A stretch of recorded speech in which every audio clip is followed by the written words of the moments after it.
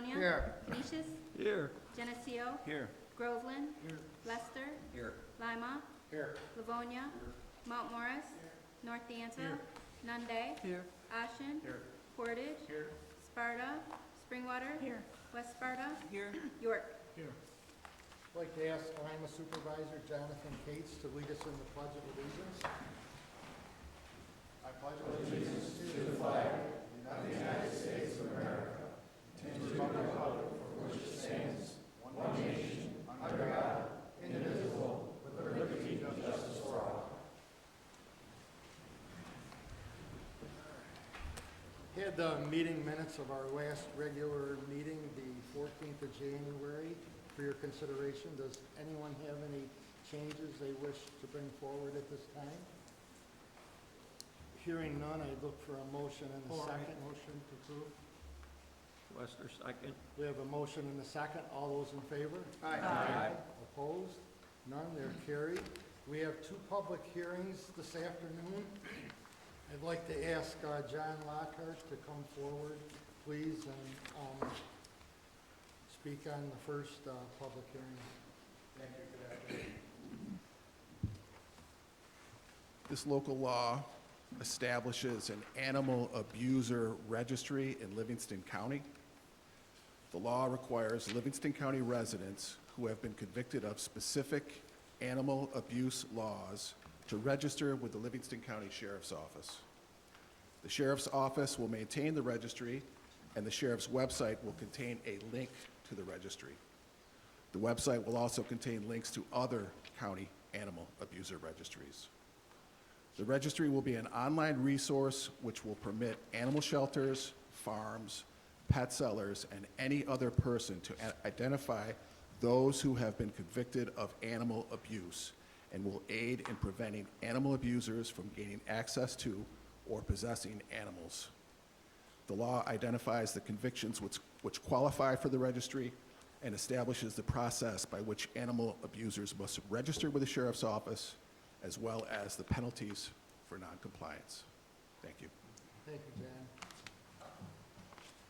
I'd like to ask Shannon Hillier to speak about the local law as the part of the second public hearing we're going to hold this afternoon.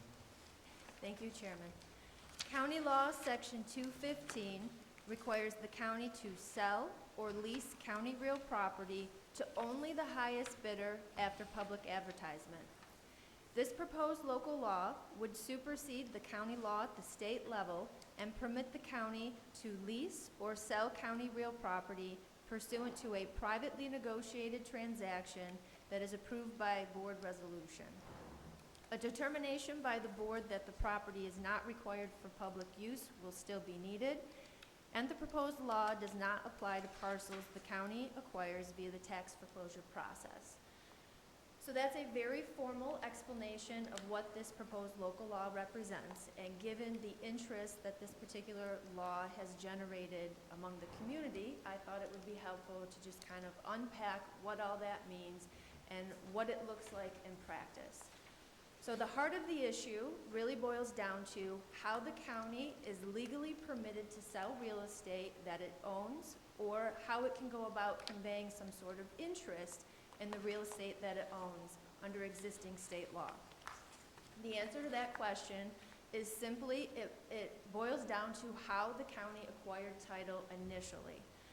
So if the county should have acquired title through the foreclosure process, that would be the Article 11 process that we've used for years, the county under state law is permitted more flexibility. There are options available. Either the county can work on privately negotiating a transaction with a third party who has come forward to the county interested in the parcel, or the county can reach out to a third party that the county feels may be interested in the parcel.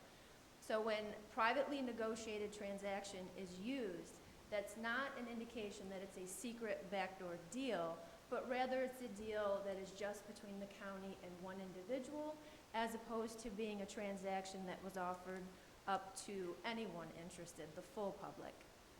The other option in the situation where the county has acquired title through the foreclosure process is the competitive bidding process.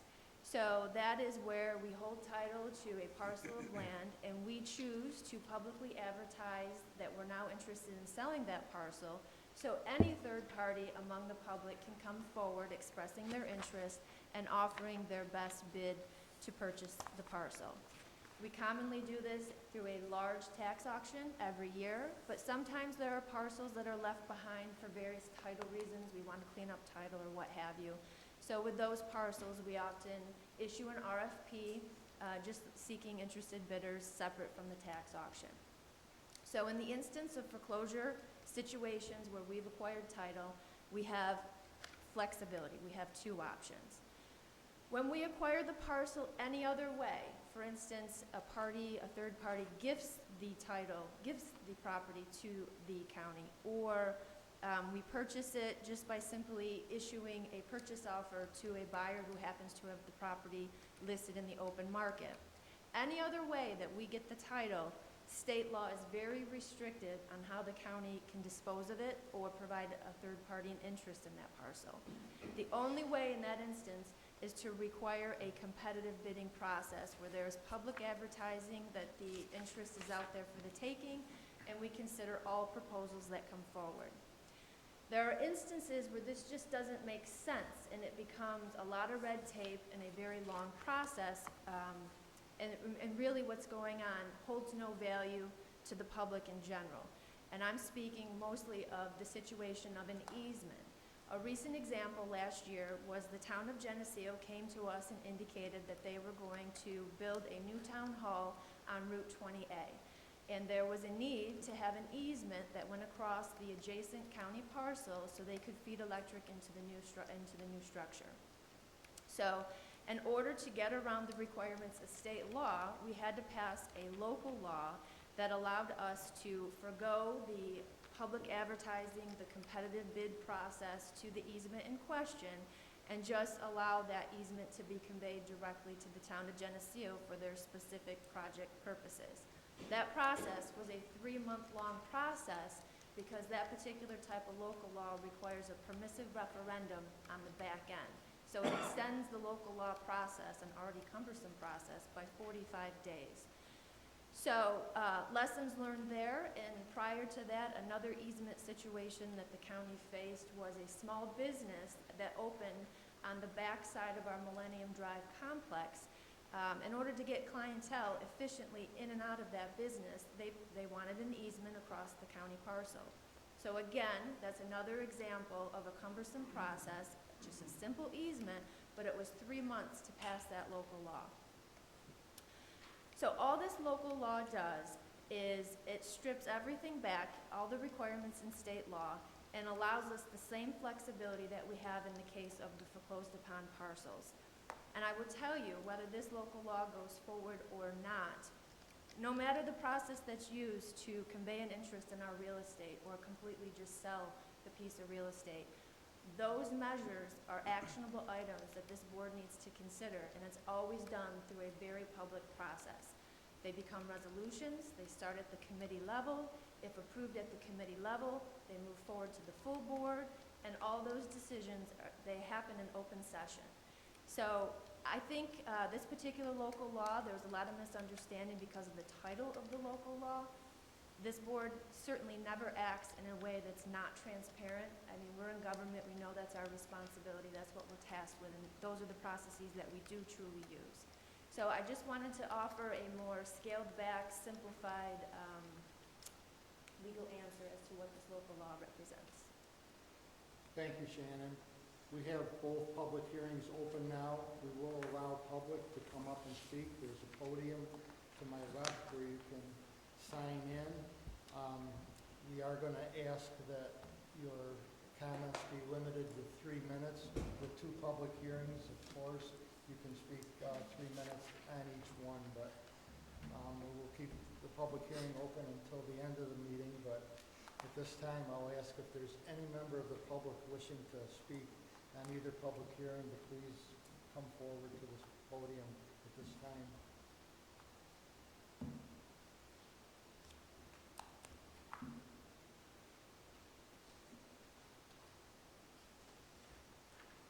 Any member of the Board of Supervisors wishing to speak at this time?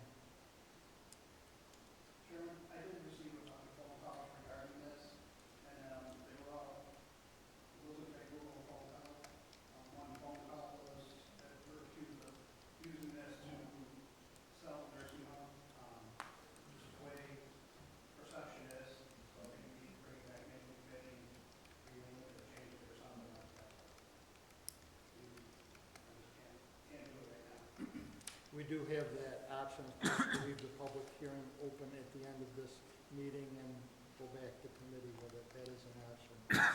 Any other supervisor wishing to speak at this time? And we have a fairly short agenda, privilege of the floor, and we will certainly, I'll be asking these questions again near the conclusion of the meeting. Next, we do have an abstract of claims to consider. Mr. Chairman, I move this abstract of claims and ask for unanimous consent. Thank you, Mr. Knapp. Are there any questions or concerns on this set of claims against the county? Hearing none, roll please, Michelle. Avon, Aye. Caledonia. Aye. Canisius, Aye. Geneseo. Aye. Groveland. Aye. Lester. Aye. Lima. Aye. Livonia. Mount Morris. North Dansville. Nunde. Ashen. Aye. Portage. Aye. Sparta. Springwater. West Sparta. York. Ayes 49-18, absent 136, adopted. Next, privilege of the floor. Mr. Chairman, I request privileges of the floor for County Historian Holly Watson. Thank you, Mr. Denny. Holly?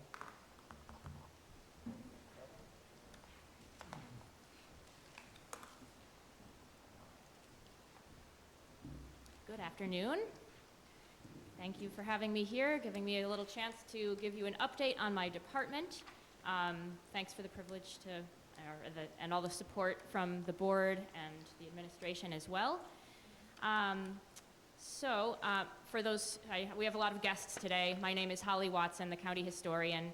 I know there's one new face in the Board of Supervisors as well, so welcome, John, from Lima.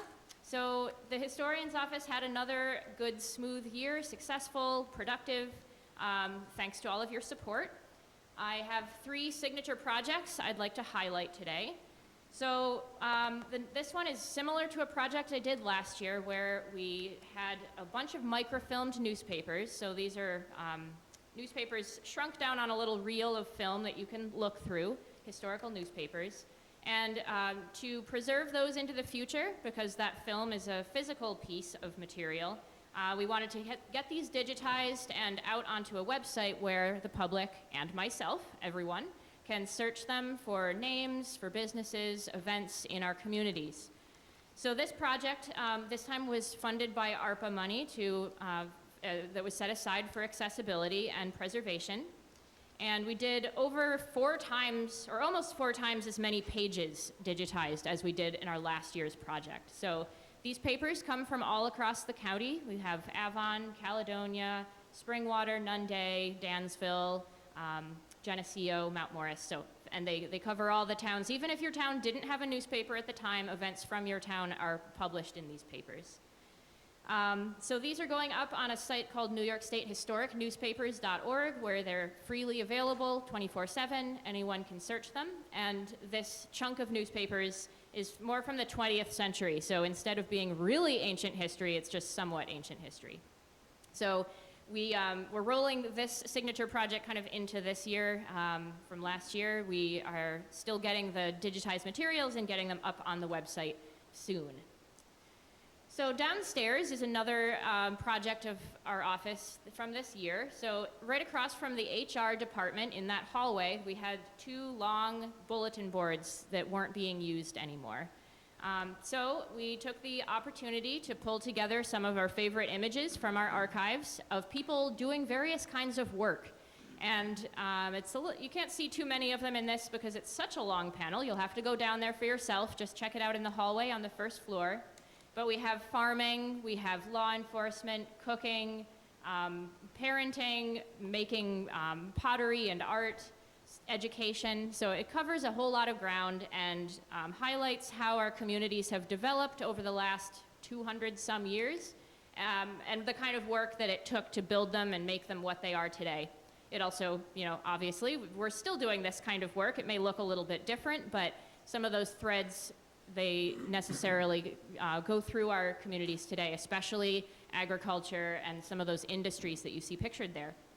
So those are downstairs. They were a low-cost project, but I think take up a large space downstairs in the government center that was unused, and with the goal to kind of uplift and celebrate what we are here in the county. Shout out to Bob Hastrick at the Highway Sign Shop for helping produce these, and for Central Services, to Central Services for installing them down there. Number 3 is our online catalog launch. So we have a lot of items in our department organized and described, but previously someone who wanted to know if we had an image of their street, of their house, of their family member, of some event or a map, they had to ask me directly, or the Deputy Historian Madeline, saying, do you have a picture of that street? And we would look and we would get back to them. But now they can search those keywords themselves to see what our archives might hold that they may be interested in. So it's wide-ranging material. At this point, it is mostly just text descriptions, so they'll see that we have maps from 1821, 1825, et cetera. They will, at the moment, still have to ask for some of those materials. We're working on digitizing as many as we can and getting them up online. That is a slow process, as you can imagine, so we're working to link things so that it's a little more satisfying when you find something you want to see. But that's out there and now can be searchable alongside the rest of our indexes where people could search for their family names and find where those names might appear in records. Zooming into that a little bit, this is the website that I was just talking about. So I used the same platform for the catalog and for our records index, as we call it. So where do the names appear in the materials, as well as what materials do we have. You can search it all at one time, and this was also sort of a cost savings, one-stop shop kind of event for us. So we were using a platform we already had, and just continuing to bolster that so that people can go to one place to search when they're doing this kind of historical research. There is a continuing trend, obviously, for looking for things online. We get a lot from online these days, perhaps too much. So people are still looking for information from afar. They may not be coming to my office to look at things themselves. We still have plenty of time for people to make appointments, but this follows that trend, making sure that our office is visible and accessible from home as well. This is still unmatched as far as any place in the state. No other historian's office that I know of has anything close to this. So I'm really pleased at the amount of work we've been able to put into this, and it's a great resource for people.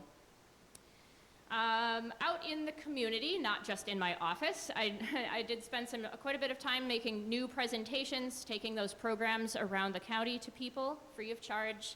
I beat last year's numbers, which felt pretty good, felt pretty busy, had more presentations and more attendees than last year. We also periodically do some social media posts. This year's top engagement was about Chubby Checker coming to Leicester and performing in the Leicester Casino back in the 1970s. The mural that you see on the side of the casino building is depicting Chubby doing the twist, as you may have, if you have heard of that, that he's kind of frozen in the dance, and so that's the image we used. And that's the image they used to recognize his visit. I've been producing brochures now for a few years on a few topics that people ask about a lot, including the Livingston County Poorhouse. Those are distributed to businesses in the Millennium Drive complex. And I've also created a Murray Hill brochure about where we work, the other county campus. So coming up this year, we are already here. I'm looking forward to growing some more programs and working with several other departments and agencies on the 250th anniversary of the Declaration of Independence and kind of the birthday of the United States. I'll be working with the Daughters of the American Revolution and Sons of the American Revolution, two organizations locally. They have quite a few events planned, so I'm going to partner with them and hopefully recognize descendants of those American Revolutionary War veterans who may live in this area today. There were many who came here after the war, and so we wanted to recognize them.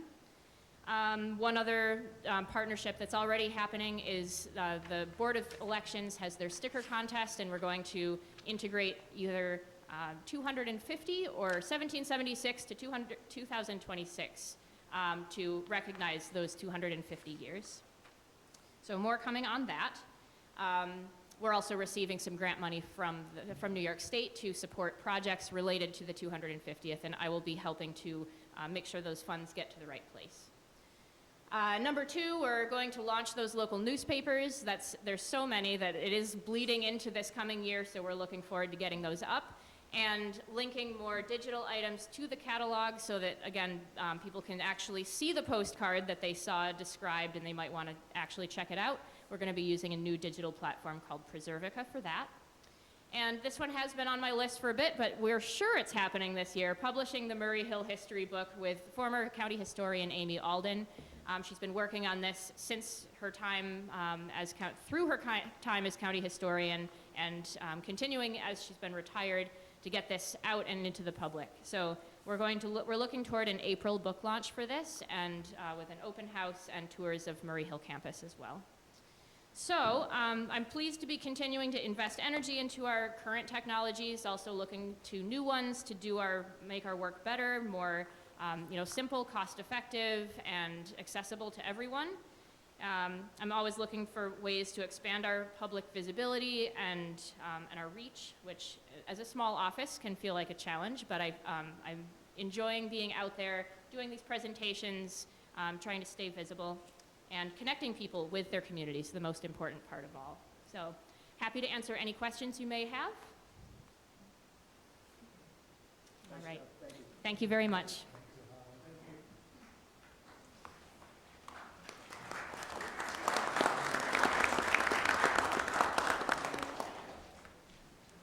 We do have one resolution on the preferred agenda. Declaring surplus property highway. Is there any discussion on this resolution? Look for a motion in a second to bring it to a roll call vote, please. Lester? Thank you. All those in favor? Aye. Opposed? None carried. A roll, please, on this, Michelle. Evan. Aye. Caledonia. Aye. Canisius. Aye. Geneseo. Aye. Groveland. Lester. Aye. Lima. Aye. Livonia. Mount Morris. North Dansville. Nunde. Ashen. Aye. Portage. Aye. Sparta. Springwater. West Sparta. York. Aye.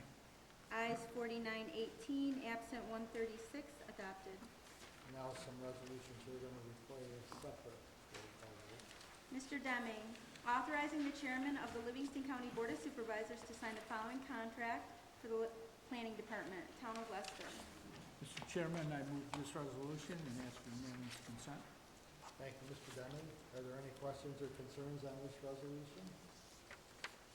Hearing none, roll please, Michelle. Avon. Aye. Caledonia. Aye. Canisius. Aye. Geneseo. Aye. Groveland. Lester. Lima. Aye. Livonia. Mount Morris. North Dansville. Nunde. Ashen. Aye. Portage. Aye. Sparta. Springwater. West Sparta. York. Aye. Ayes 4918, absent 136, adopted. Mr. Knapp, amending the 2026 Livingston County budget, highway and planning, there are two. Mr. Chairman, I move this resolution and ask for unanimous consent. Thank you, Mr. Knapp. Are there any questions or concerns on these budget amendments? Hearing none, roll please, Michelle. Avon. Aye. Caledonia. Aye. Canisius. Aye. Geneseo. Aye. Groveland. Lester. Aye. Lima. Aye. Livonia. Mount Morris. North Dansville. Nunde. Ashen. Aye. Portage. Aye. Sparta. Springwater. West Sparta. York. Aye. Ayes 4918, absent 136, adopted.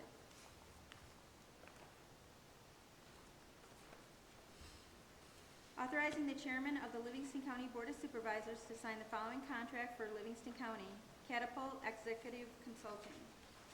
Mr. Chairman, I move this resolution and ask for unanimous consent. Thank you, Mr. Knapp. Are there any questions or concerns on this contract? Hearing none, roll please, Michelle. Avon. Aye. Caledonia. Aye. Canisius. Aye. Geneseo. Aye. Groveland. Lester. Aye. Lima. Aye. Livonia. Mount Morris. North Dansville. Nunde. Ashen. Aye. Portage. Aye. Sparta. Springwater. West Sparta. York. Ayes 49-18, absent 136, adopted. Correcting tax roll, Town of York. Mr. Chairman, I move this resolution and ask for unanimous consent. Thank you, Mr. Knapp. Are there any questions or concerns on this tax roll correction? Hearing none, the roll please, Michelle. Avon. Aye. Caledonia. Canisius. Aye. Geneseo. Aye. Groveland. Lester. Aye. Lima. Livonia. Mount Morris. North Dansville. Nunde. Ashen. Aye. Portage. Aye. Sparta. Springwater. West Sparta. York. Aye. Ayes 49-18, absent 136, adopted. Both public hearings are still open. I'll invite any member of the public at this time wishing to come forward to the podium on either public hearing. Chairman, if I may, I just want to let everyone know throughout the course of the day, we have received several pieces of email correspondence from members of the public wishing to be heard but couldn't be available for the public hearing today. And those communications have been distributed among the full board and certainly can be obtained by the public upon request. Thank you. Ask again any member of the public, inviting them to come forward and speak on either public hearing. Any member of the Board of Supervisors wishing to speak? Mr. Lester and then Mr. Dodd after Mr. Lester. Yes, Mr. Chairman, I just want to comment on the user registry. Just a quick note, I want to, and thank you, Mr. Lockhart and Mrs. Healy, for putting that law together. Just a quick history as to where that came from. I'm on the standing NYSEC, the New York State Association, county. And it came from there, and the initiative is to get every county in the state to put this type of law into effect. Whether it happens or not, that remains to be seen. I don't have the exact number of how many are already on there, have done it.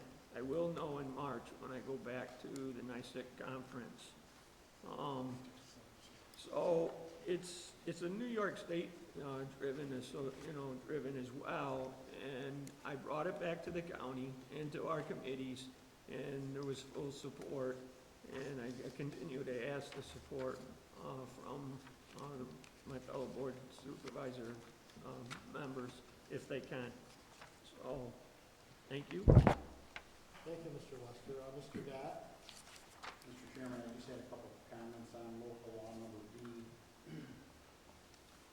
This, in reading the local law that's here on our desk, I don't see any place in there that says that we have to take this process. It gives us the ability, in a case where we need to move quickly on an easement or something like that. In a world where government can barely get out of its own way, and that's no fault to anybody, that's just the way government works. I feel that it's important that we have something like this on the books. There are plenty of safeguards built in, and the biggest safeguard is that it comes back to the 17-member board, just like any sale would, for the final vote. Regardless of competitive bidding or not, that would come back to this board for a final vote to sell anything. So that safeguard is there. It's public, like our county administrator said. So I do support it because I do know how bogged down we can get. And like I said, it's no one's fault. That's just the way government operates. So in the instance of Geneseo or a business that's could be struggling and maybe need something to happen quicker than 45 or 60 or 90 days, I will be supporting it today. Other supervisors wishing to speak on either public hearing? Oh, I'm sorry. No, go ahead. You first. Oh, you want to, Doesn't matter. Go ahead. go ahead, Mr. Pagrazio, then Mr. Cates. I wanted to go on both here for a minute. On local law A, for the animal abuse register, I'd like to thank Don for bringing back that resolution that you got and present it to the board. I think it's the right thing to do, and hopefully other counties in the state jump on the bandwagon. And I think your numbers are down, there's a total of 26 counties that are on. Roughly, and we'll have a better idea when I get back. Yeah. The other thing is on the other local law, I agree with Mr. Gott. I think sometimes we get in our own way, and I look at the town of Geneseo that had to have an easement, and we could have had that done a lot quicker. And like was mentioned, that it does come into the committee, then it comes to the full board. And as we try to, with economic development, that have properties, that there's another business in Geneseo that needed easement, that 90-day wait period was way too long to help them get started and getting their feet on the ground. And oh, by the way, not for anything, economic development gave them money to get them started. So I support it. I just want everybody to know that. Thank you, Mr. Cates. I just want to have a comment on local law B. I guess I want to start off by saying I think there's plenty of reasons why it makes sense, but my concern is more with the structure of the law and what it allows, not just today, but long after we're all gone. When we pass local law, we're not voting on something for this board in this moment. We're also creating authority that future boards inherit in situations we can't predict and under pressures we don't know. So I keep coming back to the simple question, do we really know how this can be used in 10 or 20 years? And if we're honest, the answer is no. I trust the people sitting here today, but local laws don't care who are sitting in the room. They get used by whoever comes next. Good people today don't fix weak structure for tomorrow. Once the authority is on the books, we don't get to control how it's used. We're only control what it allows. So for those reasons, I would support it going back to committee. Ms. Bailey Henry? Yes. In the 16 years that I've sat here, I've watched every single sale come before this board. We've made good decisions. Some sales we've approved, some we have not approved. I am in full support of local law B. I think we need this. We need to be expeditious with certain things. Easements is definitely one of them. And local laws are subject to change. If we find that they're not working, we have the ability as a board to change them. Be it the future, be it now. So I'm in full support of this. Mr. Wester? In response to that too, of course, this is going to be governed and enforced by our, sheriff's department and so forth too, with them taking over dog control and so forth, and so obviously I'm in full support of this, and we'll continue to support it. And to comment on Deb's comment too, laws, and we do it municipally, we do it at the county level, can be amended, and they can be brought up to date, they can be amended, and so that they will work and actually have some bite to them, and teeth to them. So I think that is sufficient enough for me, and we do it municipal level all the time. So, thank you. Thank you. Other supervisors wishing to comment? Myself, I prefer to keep the public hearing open on local law B and just have it reviewed for committee with some of the supervisors that I've spoken to. And,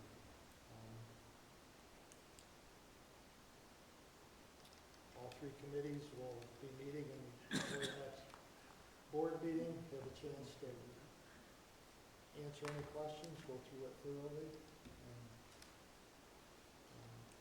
that's my feeling at this time. Could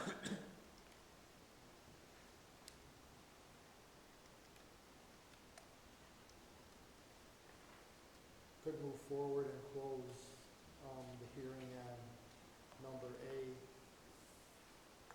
2026, establishing an animal abuser registry. Could close that hearing and move forward with a motion to adopt or move that article on. I look for a motion in a second. I'll second. All those in favor? Aye. Opposed, carried. Roll please, Michelle. Avon. Aye. Caledonia. Aye. Canisius. Aye. Geneseo. Groveland. Lester. Lima. Aye. Livonia. Mount Morris. North Dansville. Hyundai. Aye. Ashen. Aye. Portage. Aye. Sparta. Springwater. Aye. West Sparta. Aye. York. Aye. Ayes 49-18, absent 136, adopted. Under other business, I did have some appointments to discuss. Appointment to the GLOW Solid Waste Committee, Daniel Prangrazio, Donald Wester, and Richard White. Thank you. Shannon, updates for the board? None today, thank you. Any other supervisors, any other business to bring forward? Move to adjourn from Geneseo. Second. All those in favor? Aye. Opposed? Meeting stands adjourned. Yeah,